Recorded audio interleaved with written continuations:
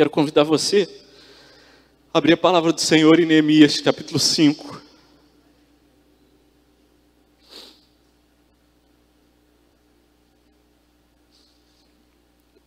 Versículo 14.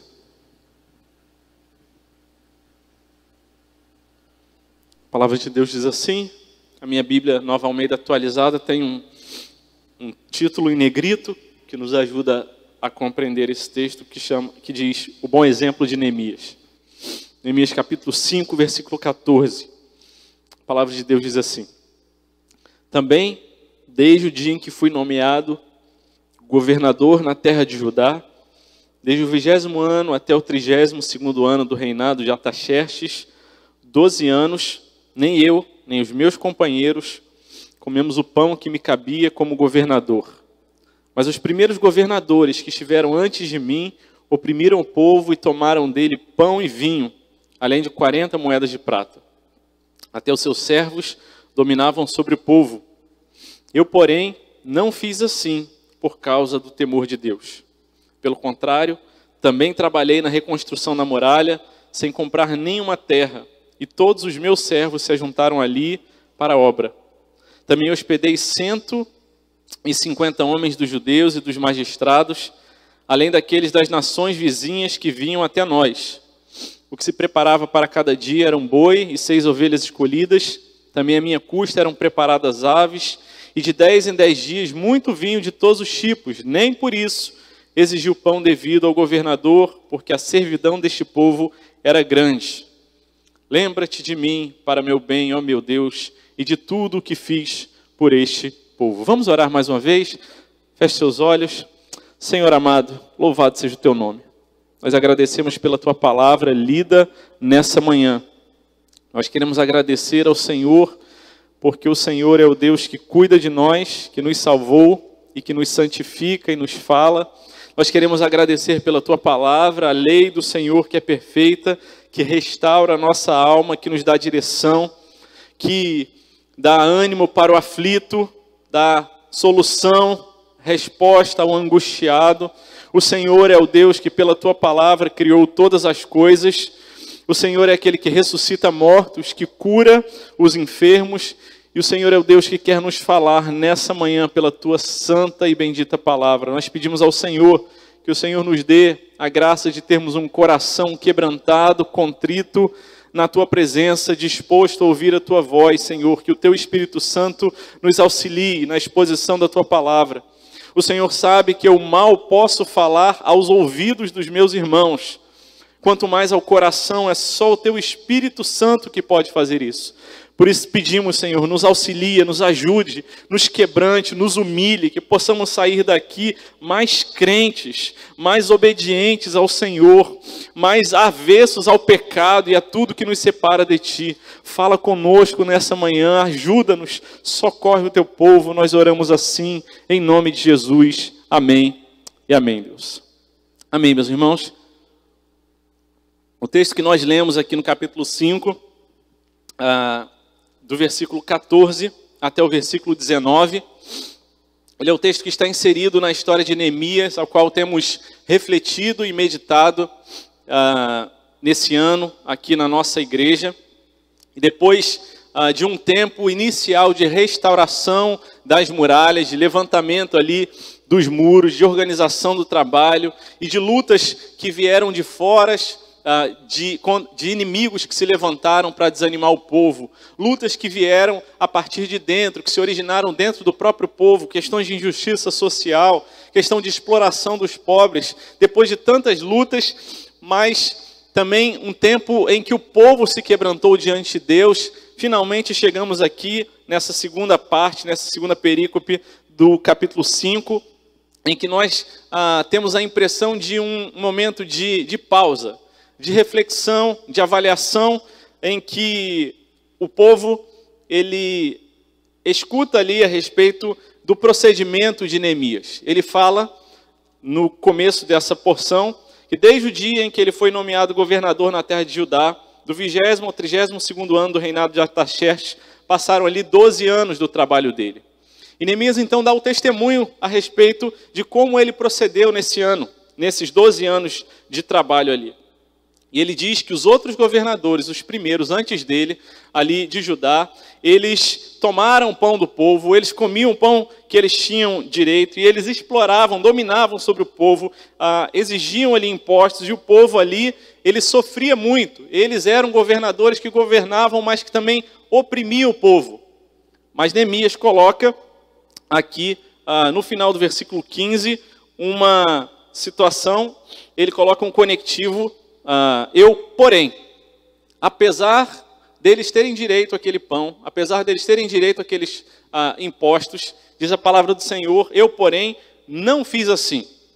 Neemias disse, por que ele não explorou o povo? Ainda que ele tivesse dinheiro de receber muitos benefícios da parte do povo, ele falou, eu não fiz assim por um motivo, por causa do temor de Deus.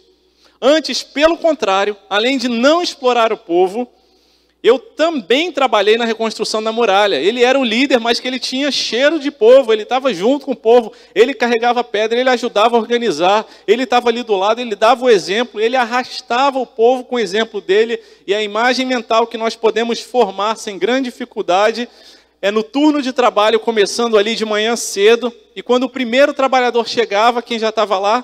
Neemias, pronto para colocar a mão na massa, com as mangas arregaçadas para trabalhar. E além disso, de trabalhar, os servos dele trabalharam junto com ele, eles não compraram nenhuma terra para explorar o povo, naquela situação em que o povo estava passando por dificuldades, vergonha e pobreza, mas ele também hospedou 150 homens dos judeus e dos magistrados de nações ali próximas que chegaram para ajudar naquele trabalho, e ele sustentou aqueles homens, aquelas pessoas, e sustentou o trabalho que era feito ali com os próprios recursos, não exigindo o pão devido, o pão que ele tinha direito como governador. E ele encerra então essa passagem com mais um registro de oração de Neemias, dizendo, Deus, lembra de mim para o meu bem.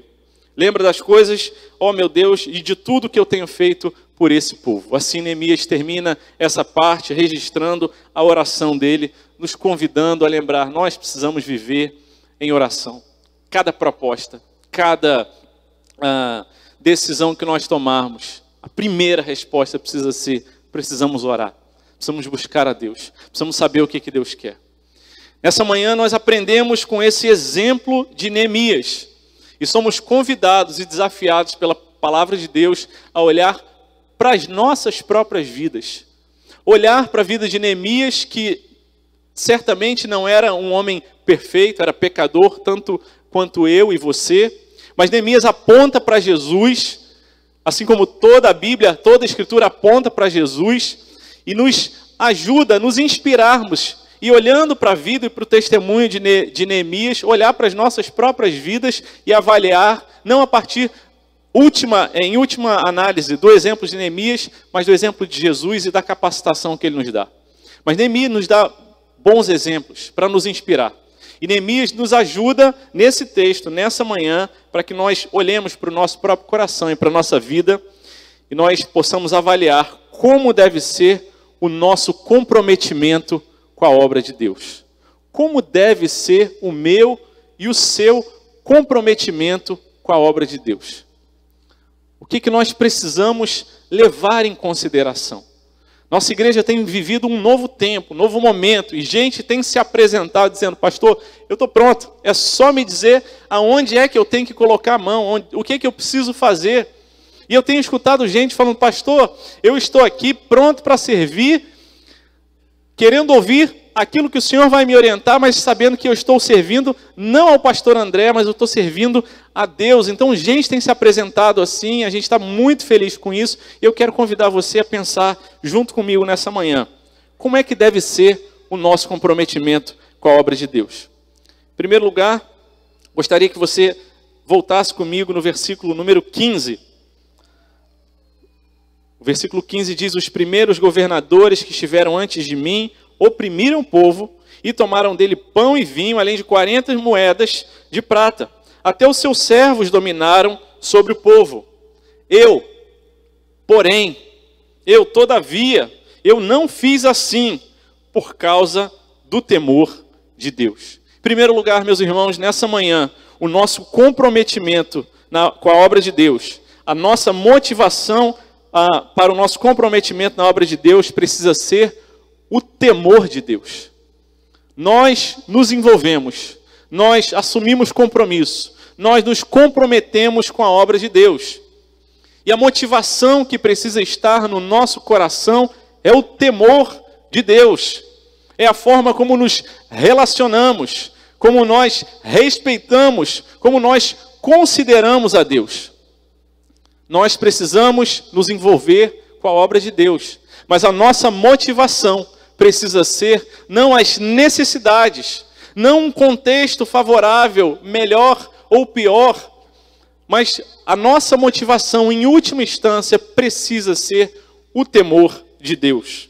Neemias tinha direito a receber o pão do governador, tinha direito a benefícios, a privilégios ali, ele via os outros governadores fazendo, mas apesar disso, a palavra de Deus diz, porém, apesar desse contexto, eu não procedi dessa forma, por causa do temor que eu tenho a Deus. Assim Neemias falou. E esse é o convite da palavra de Deus para a nossa vida.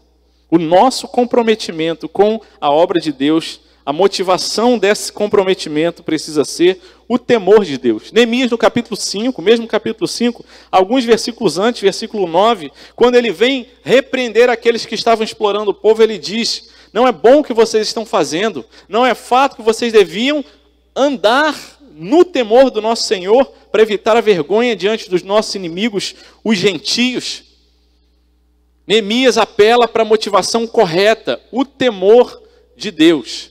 E a pergunta natural que se faz nesse momento é, mas do que se trata o temor de Deus exatamente? Todos nós temos alguma noção. E é muito bom quando nós nos debruçamos sobre a palavra de Deus e começamos a refletir e preparar um esboço de uma mensagem. E nós mesmos precisamos, eu mesmo precisei pensar, mas espera aí, o que eu entendo exatamente? O que a palavra de Deus me ensina exatamente sobre do que se trata o temor de Deus? O temor de Deus é a consciência de que nós sempre estamos na presença de Deus. Esse é o primeiro passo para a compreensão do temor de Deus. Mas não é apenas isso. O temor de Deus é saber que nós estamos sempre na presença dEle.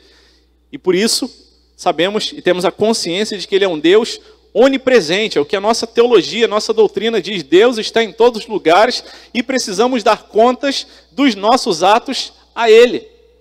Mas não apenas daquilo que nós fazemos, do que nós pensamos, do que nós falamos.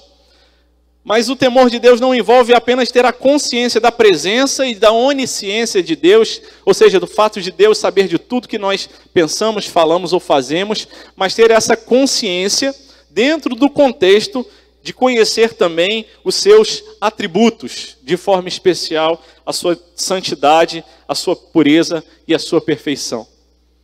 Ter o temor de Deus significa dizer, nós sabemos que Deus está em todos os lugares, que conhece todas as coisas e conhece a minha vida, e eu sei também que a palavra assim nos mostra, nos ensina, de que Deus é um Deus santo.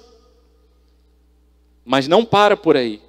O conceito, o ensinamento sobre o temor de Deus também fala que nós somos pecadores. E se somos pecadores diante de um Deus santo, se somos imperfeitos diante de um Deus santo, precisamos ter medo, temer. E naturalmente, quando nós ensinamos de forma mais simples, falar, olha, temer a Deus não significa ter medo de Deus, mas eu quero dizer para você que sim, num certo sentido, precisamos ter medo de Deus e do seu juízo, porque por conta do nosso pecado, da nossa situação de pecado, nós ofendemos a santidade de Deus, a pureza dele. É o que a palavra de Deus nos diz. A palavra de Deus nos fala sobre a ira de Deus. Ele, sendo um Deus justo, Ele é um Deus que pune pecadores. Ele é um Deus que olha para aqueles que vivem em pecado e o destino deles é a condenação eterna, é o inferno. E por isso nós precisamos temer a Deus.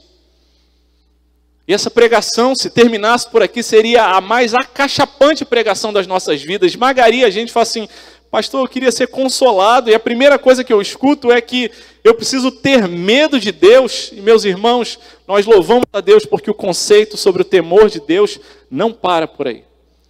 Há um Deus, sim, justo, santo, perfeito. diante do qual nós estamos como pecadores, imperfeitos, inimigos de Deus. E essa má notícia nos levaria ao desespero se não considerarmos aquilo que o Senhor nos revela desde o começo da sua palavra, a respeito da sua graça e da sua misericórdia. E por causa da graça e da misericórdia do Senhor, nós podemos viver diante dele com temor, com tremor, mas não sermos consumidos. E não porque nós tenhamos méritos para que a gente possa se justificar e colocar diante de Deus: Deus, eu não sou tão ruim assim, eu até faço coisas boas, não me consuma. Não, de fato e de verdade, nós somos muito piores do que aquilo que a gente acha que a gente é. Nós somos pecadores num grau que nem nossa própria consciência tem conhecimento disso. E Deus sabe disso. Mas por causa da sua graça e da sua misericórdia, Ele providencia socorro para os seus filhos amados. Esse socorro está em Jesus. A misericórdia do Senhor personificada, que enviou o seu Filho. E Neemias aguardava um Salvador que viria. Ele vivia pela fé, e por viver pela fé, ele poderia aguardar esse Salvador. Ele olhava para frente, esperando aquele Messias que iria pagar o preço do pecado dele, a graça do Senhor sendo manifesta. E então Neemias vivia nesse temor de Deus, que é o que dirigia a vida dele. Dirigia, orientava suas decisões, e ainda que as coisas que ele vivesse ao redor dele pudessem querer inclinar e dirigir ele para outro lugar, ele tinha consciência de que Deus é santo, é onipresente, onipotente, e que nós somos pecadores, mas por causa da graça de Deus não somos consumidos imediatamente, não somos condenados ao fogo eterno do inferno, mas por causa da graça e da misericórdia de Deus, em Cristo Jesus, nós podemos viver com temor e tremor, considerando que tudo que nós fazemos, precisamos dar contas ao nosso Deus. Romanos 5, capítulo 5, versículo 12, diz que Deus nos amou, sendo nós ainda pecadores. Esse Deus gracioso que nos ama e que nos permite viver diante dele, com a consciência de que Deus tem misericórdia das nossas vidas. O temor do Senhor precisa ser a nossa motivação para nós nos comprometermos com a obra de Deus. Saber que Deus, eu sou tão pecador, mais do que eu possa ter consciência, mas ainda assim o Senhor me ama, me salvou e me dá o privilégio de servir ao Senhor em gratidão. Não numa forma de tentar pagar ao Senhor, não. É porque eu fui alcançado e eu vivo debaixo desse temor de Deus, desse respeito, dessa santa consideração, que eu posso viver e continuar existindo e servindo e comprometido com a sua obra. Porque haverá dias que o contexto ao nosso redor será muito favorável, mas haverá momentos que virão perseguições, virão dificuldades, doenças, problemas nesse mundo caído, e o que vai segurar a nossa motivação, a nossa perseverança é a graça e o temor que temos diante do nosso Deus. Salmo 103, a partir do versículo 8, diz que o Senhor é compassivo e bondoso, tardio em irar-se e rico em bondade. Não repreende perpetuamente, nem conserva para sempre a sua ira, não nos trata segundo os nossos pecados, nem nos retribui conforme as nossas iniquidades. Pois quanto o céu se eleva acima da terra, assim é grande a sua misericórdia para os que o temem. Quanto o Oriente está longe do Ocidente, assim ele afasta de nós as nossas transgressões, como um pai se compadece dos filhos, assim o Senhor se compadece do que os temem. Pois ele conhece a nossa estrutura e sabe que somos pó. Meus irmãos, muitas vezes o nosso coração se angustia, a nossa alma desfalece, porque em vez de temer ao nosso Deus, lembrar, considerar e ter vivo no nosso pensamento o temor do Senhor, nosso coração é dirigido a temer os homens, os desafios.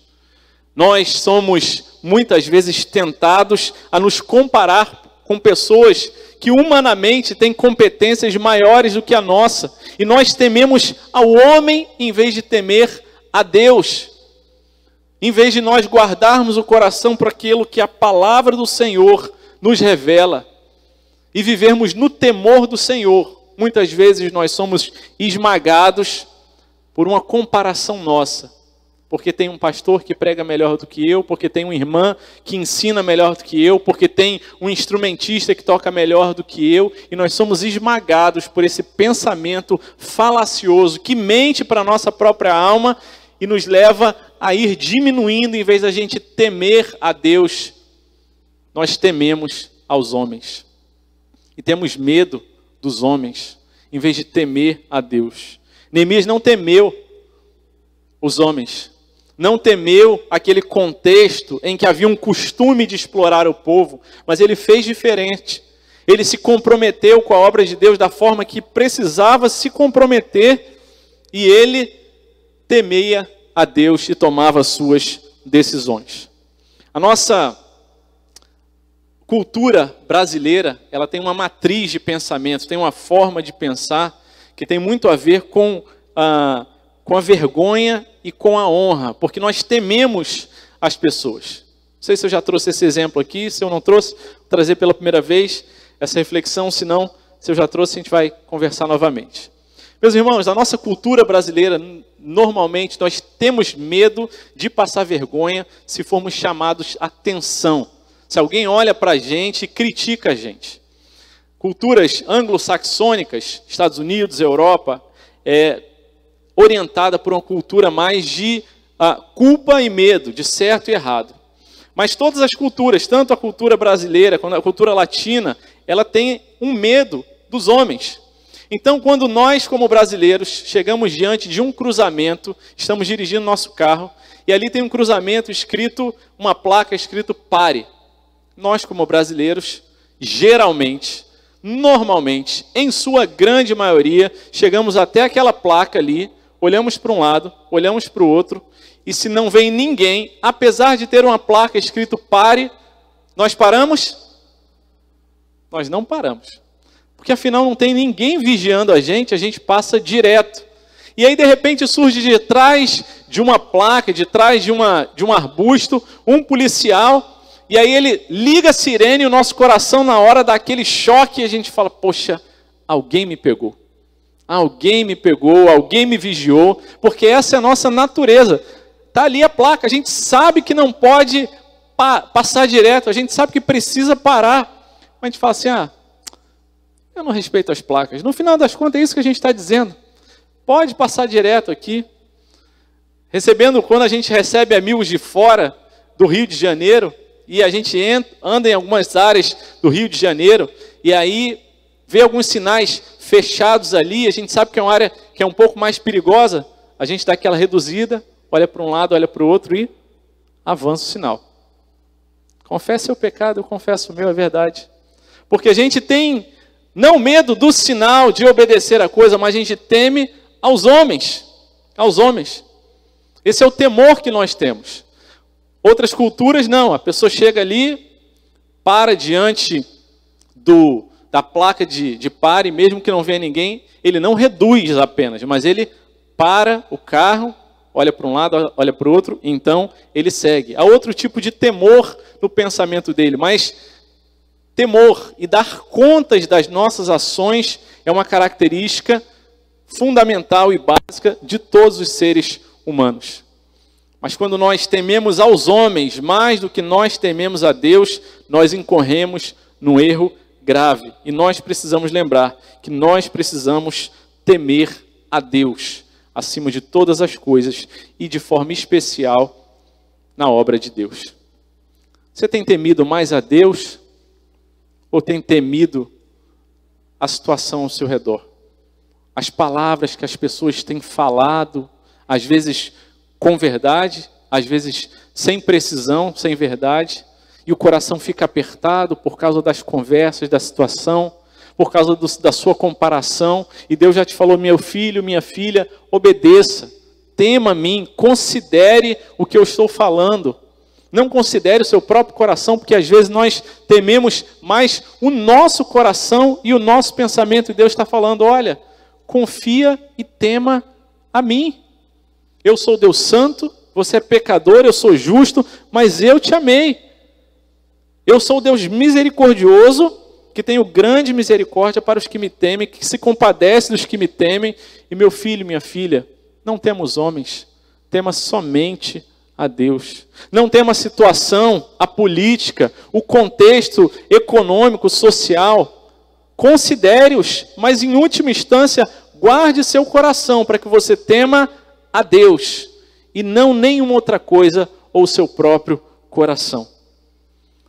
O Senhor Jesus, Ele nos dá graça, força, o Espírito Santo de Deus dá aos seus filhos a condição de temer a Deus e de viver com leveza, com respeito e consideração, sabendo que quando tememos a Deus e servimos ao Senhor, e já entregamos nossa vida ao Senhor, e Jesus é o dono e o Senhor da nossa vida, nós devemos viver em temor, em tremor, mas na confiança de que temos um Deus misericordioso diante de nós. Em segundo lugar, meus irmãos e minhas irmãs, a palavra do Senhor nos diz no versículo número 16, o outro conectivo importante que aparece nesse texto. O primeiro foi o porém, no final do versículo 15, o segundo versículo 16. Pelo contrário, eu também trabalhei na reconstrução da muralha, sem comprar nenhuma terra, e todos os meus servos se juntaram ali para a obra. Em primeiro lugar, nossa motivação precisa ser o temor ao Senhor, quando nós temos compromisso com a obra. Tem dias que as coisas vão dar certo, tem dias que você vai concordar, e tudo jóia. Mas o dia que as coisas estiverem difíceis, se você teme a Deus, você há de perseverar.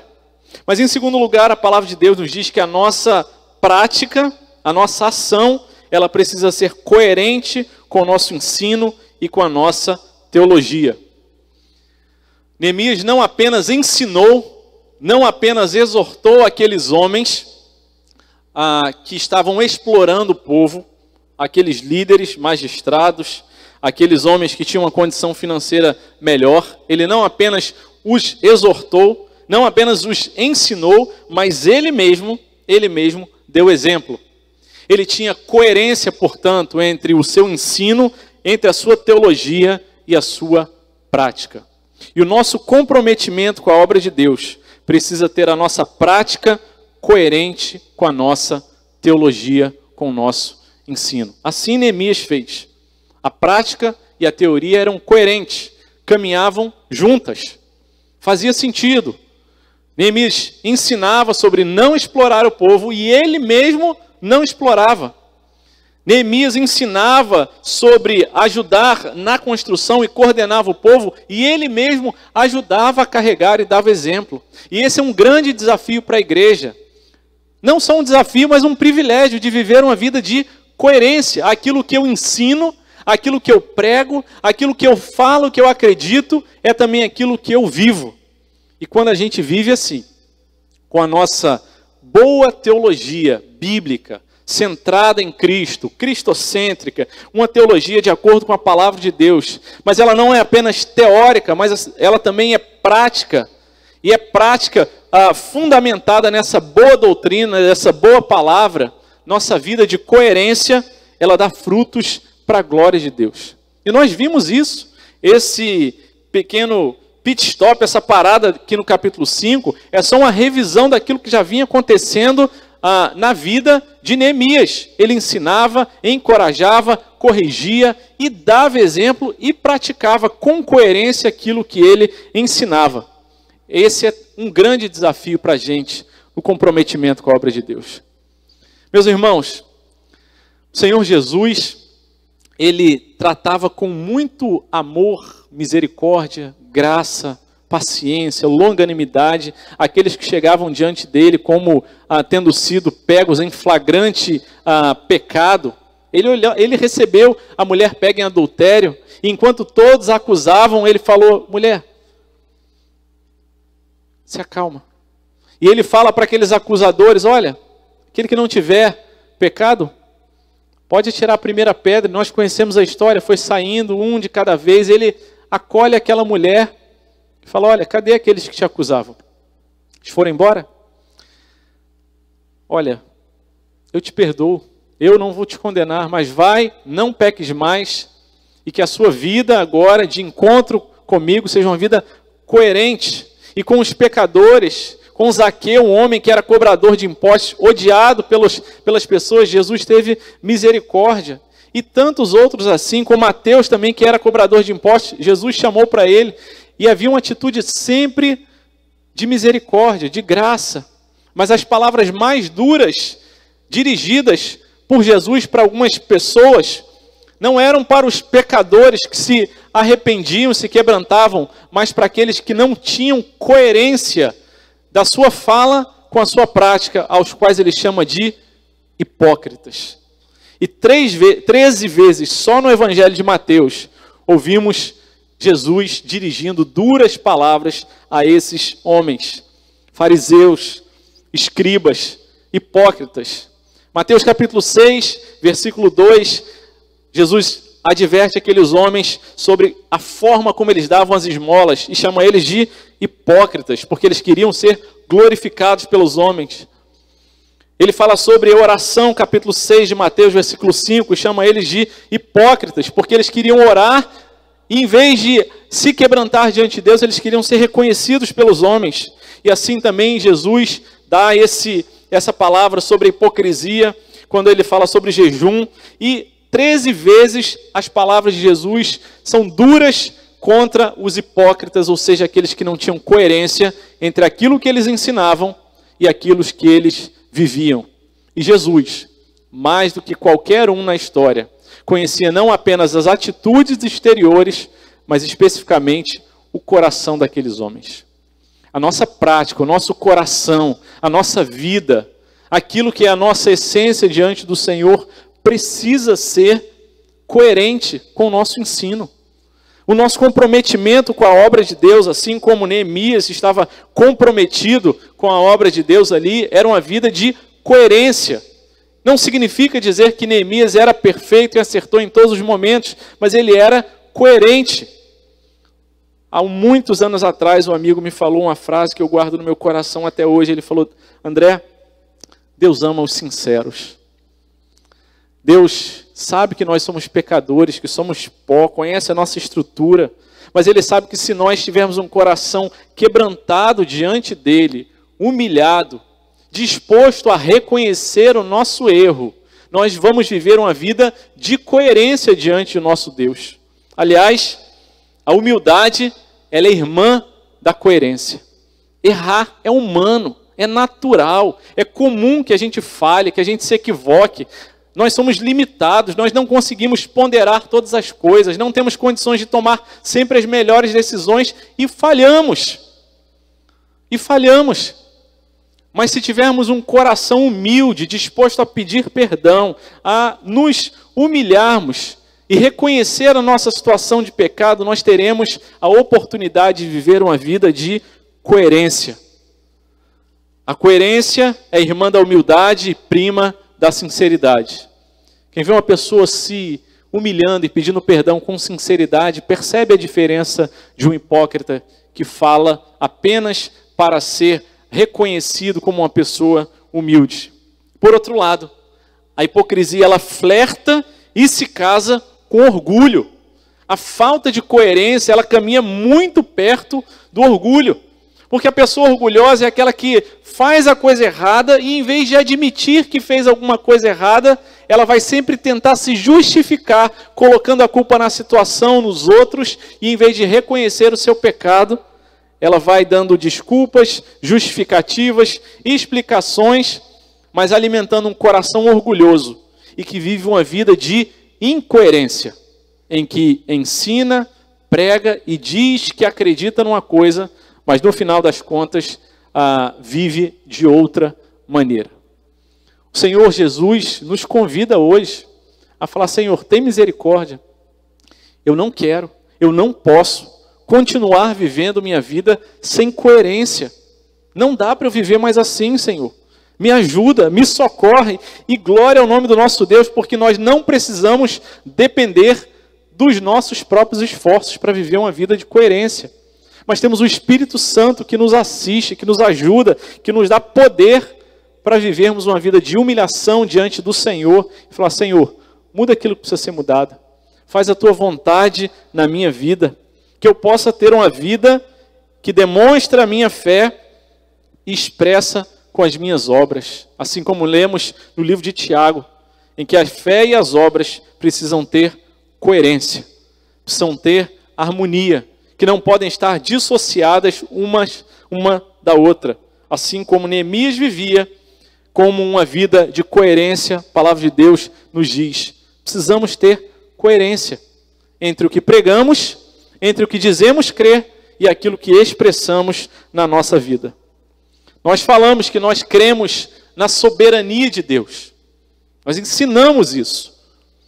Mas quando as coisas começam a sair do que nós prevemos, daquilo que foi previsto por nós, aquilo que nós planejamos, achamos que ia acontecer e começa a sair do nosso controle, o nosso ensino sobre a soberania de Deus, parece que ele fica minguado e a gente fala assim: poxa, e o nosso coração começa a se angustiar porque a gente diz que crê, mas o nosso coração pecador tem a tendência a ser incoerente nessa hora e se desesperar, porque a gente esquece de que Deus é que é soberano e não nós, Nós falamos sobre uma vida de santidade, de ser santo, como a palavra de Deus nos ensina, mas nós toleramos muitas vezes o nosso pecado, o nosso jeito, os nossos costumes, mas somos duros em condenar o outro e vivemos uma vida assim de incoerência. Nós falamos sobre a necessidade de nos comprometermos com a obra de Deus, financeiramente também, mas no próximo mês, da próxima vez, quando a situação estiver melhor, e vamos dando desculpas e vivendo uma vida de incoerência. Ouvimos, ensinamos sobre a necessidade de perdão, de deixar na presença do Senhor a mágoa e não mais julgar o irmão. Mas quando voltamos a encontrar com Ele, o nosso coração o julga, o condena, e apesar de pregarmos o perdão, nós vivemos uma vida de incoerência. E nós precisamos nos humilhar e falar: Senhor, tem misericórdia da minha vida. Tem misericórdia, me ajuda a viver como Neemias vivia. Ensinava e vivia. Assim como Neemias apontava para Jesus, o humano perfeito, perfeita coerência, que ensinava e vivia plenamente. Neemias aponta para Jesus, que é o nosso exemplo perfeito, mas não o nosso apenas exemplo perfeito, mas é aquele que nos dá força, graça e possibilidade de viver essa vida de coerência. Uma vida de coerência diante de Deus não é uma vida que a gente tem todas as respostas, que a gente não sofre, não se trata disso.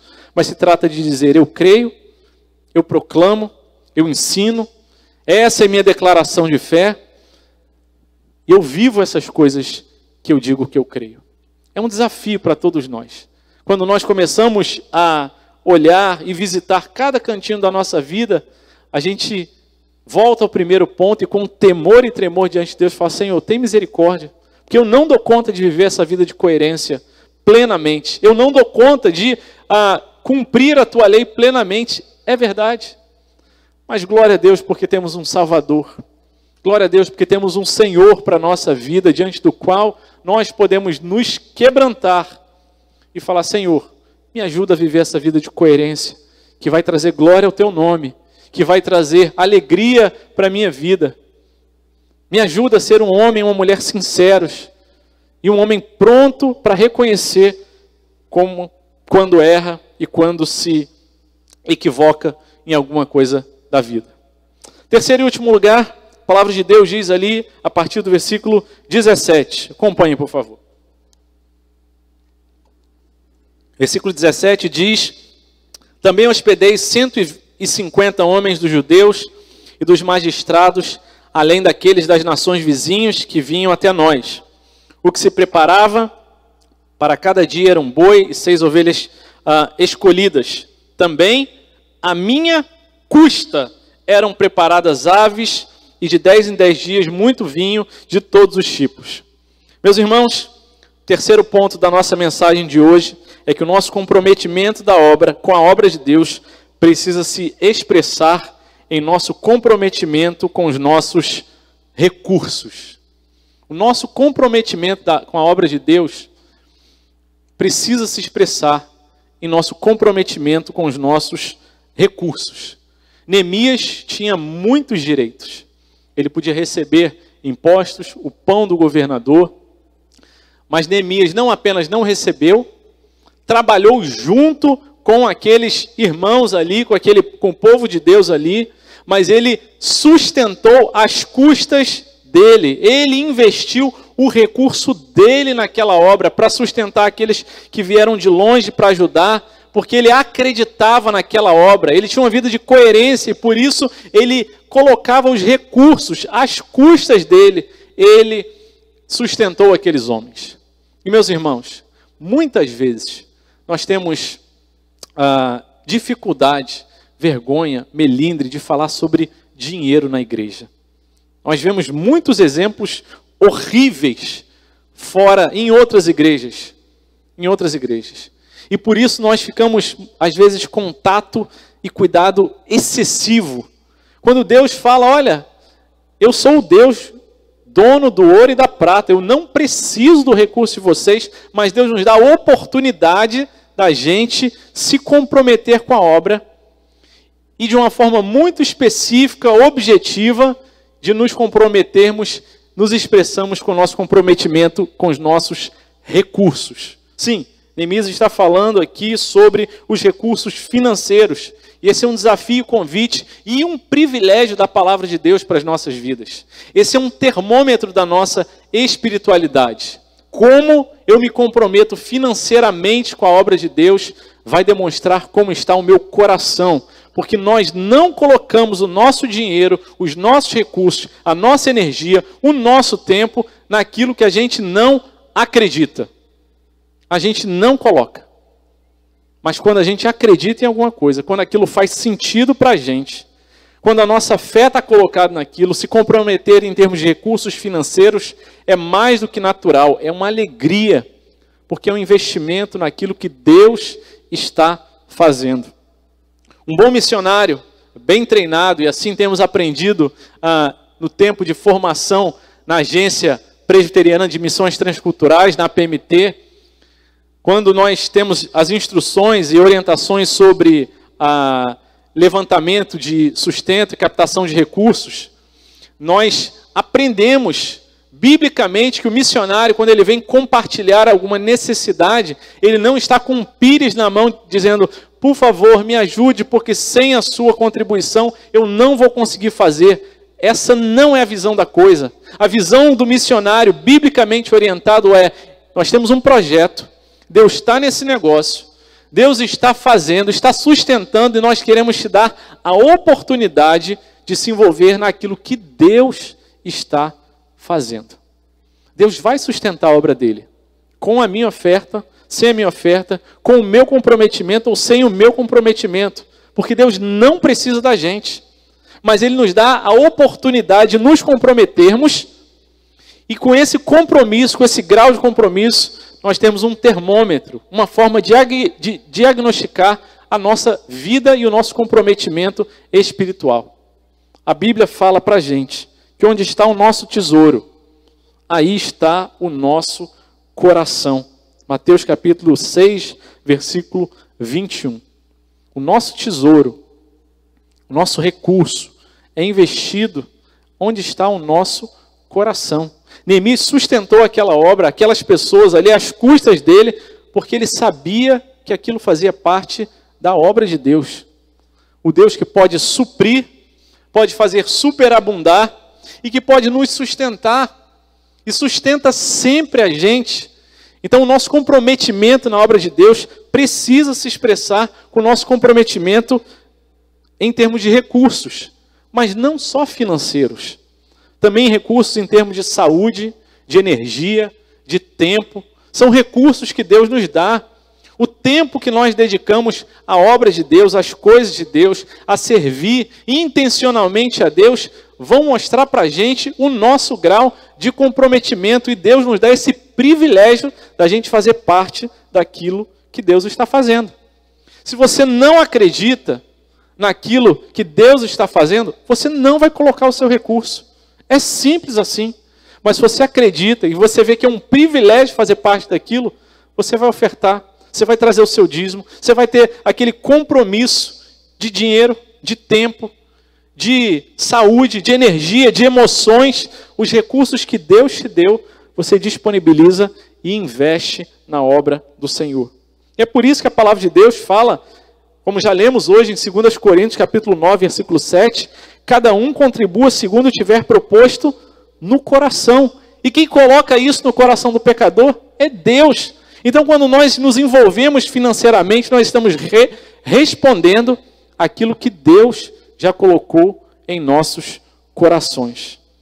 Neemias não apenas não explorou, como trabalhou, como transcendeu e foi além daquilo que ele precisava, porque ele sabia que aquela obra fazia parte do que Deus tinha para fazer na vida daquele povo. Meus irmãos, não se trata de quanto nós vamos contribuir, mas exatamente sobre como nós vamos contribuir. Não se trata de um trazer uma oferta maior em valores absolutos e outro trazer uma oferta menor. Nós conhecemos muito o que Lucas relata no capítulo 21, versículo 4, a respeito da viúva pobre, quando Jesus fala, olha, todos esses, vendo aqueles que traziam as ofertas ao gasofilácio, deram como oferta daquilo que sobrava. Esta, porém, sendo a viúva pobre, da sua pobreza, deu tudo o que possuía, todo o seu sustento. E o Senhor Jesus faz essa observação e registra isso, nos mostrando e destacando a importância desse comprometimento financeiro. Por outro lado, também, alguns capítulos antes, 4 capítulos antes, em Lucas capítulo 18, quando Jesus se encontra com o jovem rico, e depois do jovem rico perguntar para ele sobre como herdar a vida eterna, Jesus responder a respeito dos mandamentos, Jesus vai naquele ponto que era o ponto do coração daquele jovem. E ele fala, Lucas 18, 21, o jovem responde a Jesus, tudo isso tenho observado desde a minha infância. Ouvindo Jesus, disse-lhe, e aqui, apesar da Bíblia não registrar isso, a impressão que dá é que há um silêncio. Ouvindo Jesus, disse, uma coisa ainda te falta. Vende tudo o que tens, dá aos pobres e terá um tesouro no céu, e depois vem e segue-me. Mas ouvindo eles estas palavras, ficou muito triste porque era riquíssimo. O problema daquele jovem é que a segurança do coração dele não estava em Deus, não estava em seguir a Jesus. A segurança, o amor que ele tinha estava nos seus recursos, no seu dinheiro. Ele confiava mais no dinheiro do que em Deus. E quando nós nos comprometemos com a obra, com os nossos recursos, isso é fruto de um coração temente a Deus, isso é fruto de um coração de coerência, que fala que crê, que explica, que ensina a respeito de teologia e se compromete do fundo do coração numa atitude de coerência, nós temos a bênção e o privilégio da gente fazer parte da obra que Deus já tem feito. Nosso comprometimento na obra, ele precisa se expressar no nosso comprometimento com os nossos recursos. Deus não precisa dos nossos recursos. Mas Deus nos dá o privilégio da gente fazer parte, contribuindo com os nossos recursos. Meus irmãos, nosso tempo, nosso dinheiro, nossa inteligência, emoções, influência, será que a gente tem colocado isso tudo diante do Senhor? Será que a gente tem colocado no altar? Será que a gente tem deixado de fato e de verdade essas coisas à disposição de Deus para ser usado na obra dele? Essa é uma pergunta que você precisa responder para o Senhor. Algumas comunidades cristãs, algumas igrejas que têm por hábito colocar em um local que todos possam ver a lista de dizimistas e até o valor que as pessoas dão. Essa não é uma prática da nossa igreja e com a graça de Deus nunca há de ser. Porque essa é uma resposta que você precisa dar a Deus. A Deus. Essa é uma resposta de compromisso que nós precisamos, se tememos de fato a Deus, dar a Ele. Não é uma alternativa. Não é, se você quiser, você responde, se não quiser, você não responde. É necessário se comprometer com o Senhor. Na medida que o Senhor coloca no seu coração, na medida daquilo que Deus tem te abençoado. Se Deus tem te colocado sobre o pouco, seja fiel no pouco. Deus tem te colocado sobre o muito, seja fiel também sobre o muito e não deixe que o seu coração se apegue, o seu coração se coloque nesse tesouro, mas que o seu coração esteja no Senhor, na obra dEle e no compromisso que você tem com Ele. Quero convidar você a fechar os seus olhos, abaixar sua cabeça, ter um momento de reflexão diante do Senhor. Deus, como é que eu tenho vivido a minha vida diante de Ti?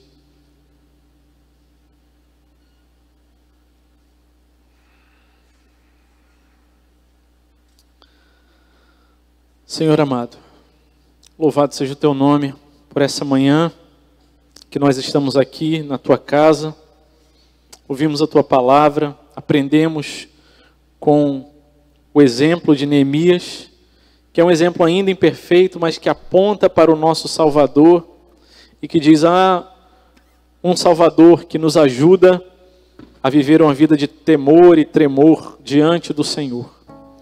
Deus amado, nós Te louvamos porque sabemos, reconhecemos que não somos capazes de ter uma vida de perfeita coerência diante de Ti.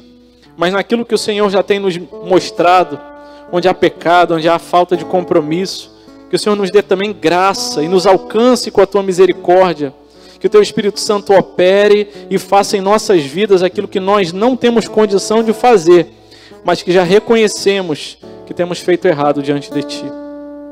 Deus amado, nós queremos pedir ao Senhor perdão, se temos muitas vezes nos furtado de fazer parte da Tua obra em termos financeiros, dos nossos recursos. Tem misericórdia de nós. Nós não queremos mais viver roubando do Senhor. Nós não queremos viver mais longe do Senhor em termos do nosso compromisso, dos nossos recursos, aquilo que o Senhor tem nos dado o privilégio de fazer. Deus, nós não queremos colocar a nossa confiança na nossa capacidade de trabalho, na nossa inteligência, mas queremos colocar essas coisas no Teu altar para servir a Tua obra. Senhor, nós queremos Te louvar, porque cremos, compreendemos que o Senhor já tem feito e há de fazer muito mais na vida dessa igreja, e através da vida dessa igreja, sustentando o Teu povo aqui, sustentando os trabalhos da igreja local, sustentando, Pai, os trabalhos que nós queremos apoiar em campos missionários, Senhor. Nós sabemos que o Senhor já tem feito e há de fazer muito mais, e nós pedimos, Deus, dá-nos a graça de termos o comprometimento que se expressa com a nossa parte financeira, com nossos recursos, em nome de Jesus. Oh Deus, nós precisamos de Ti. Ajuda-nos, Senhor, que Teu Espírito Santo nos visite em novidade de vida.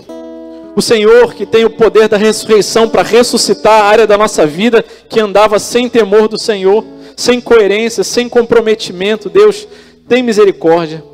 Que essa palavra hoje seja uma palavra do encorajamento, de um novo momento, de um novo cântico em nossas vidas, em nome de Jesus.